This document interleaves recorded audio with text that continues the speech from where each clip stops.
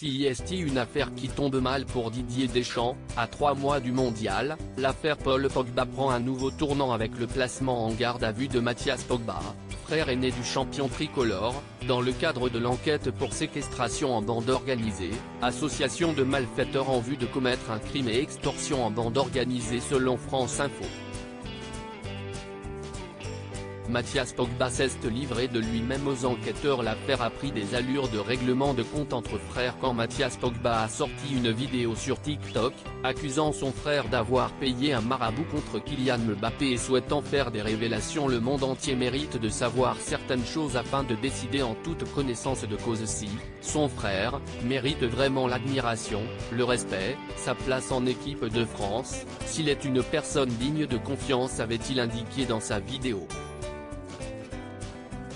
Il ignorait sans doute que Paul Pogba avait déjà déposé plainte pour avoir été victime de menaces et de tentatives d'extorsion, par des amis d'enfance et 2 hommes cagoulés, parmi lesquels il avait reconnu son frère Mathias. Après l'avoir attaqué publiquement sur les réseaux sociaux à grand renfort d'insultes et de désinformation, Mathias Pogba a assuré vouloir retrouver la paix avec Paul, par la voix de son avocat. Pour autant, il s'est livré lui-même aux enquêteurs ce 14 septembre.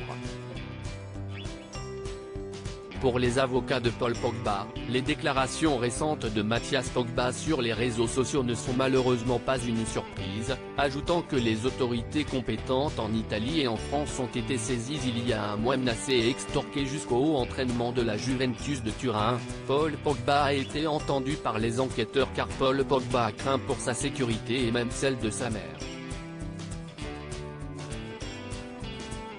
En effet, comme le rappelle France Info, le champion du monde a confié aux enquêteurs de l'Office central de lutte contre le crime organisé qu'il avait été piégé par des amis d'enfance et 2 hommes cagoulés armés de fusils d'assaut.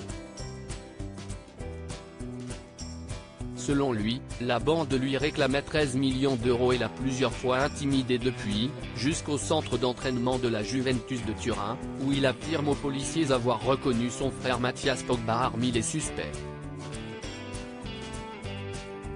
Bien plus, il a affirmé avoir versé 100 000 euros aux individus qu'il avait menacés dans un appartement parisien au cours du mois de mars et avoir également porté plainte auprès du parquet du Turin, sollicitant une protection pour sa mère, également menacée, auprès de l'officier de sécurité de l'équipe de France. Mathias Pogba va à présent être entendu par les services enquêteurs sur l'ensemble des allégations qu'il a portées contre son frère, dans sa vidéo ainsi que sur Twitter, mais surtout s'expliquer sur la tentative d'extorsion de Paul Pogba qui le met directement en cause.